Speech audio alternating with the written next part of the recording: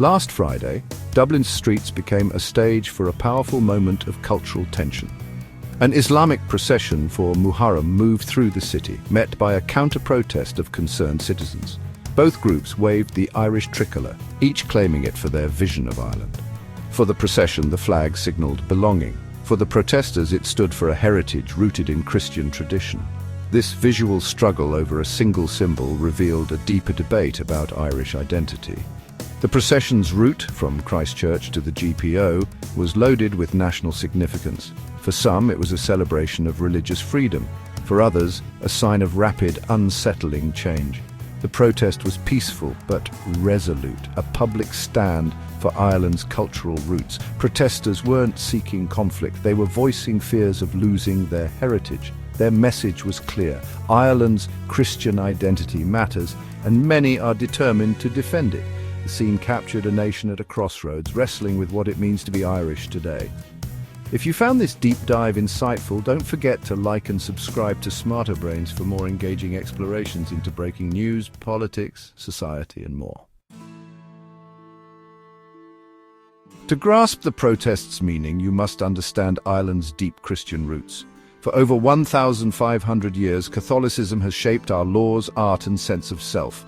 The Celtic cross and the shamrock are more than symbols. They're part of our national DNA. Faith sustained us through oppression and hardship, preserving our culture when all else was threatened.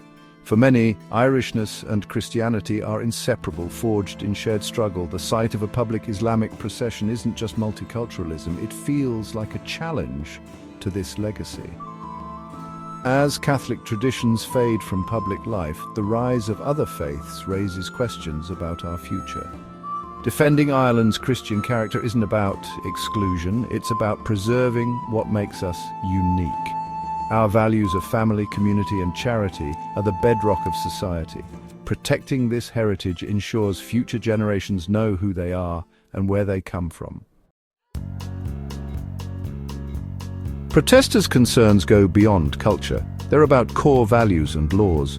The presence of Islamic faith in public life brings up fears about Sharia law, seen as incompatible with Irish principles of liberty and equality.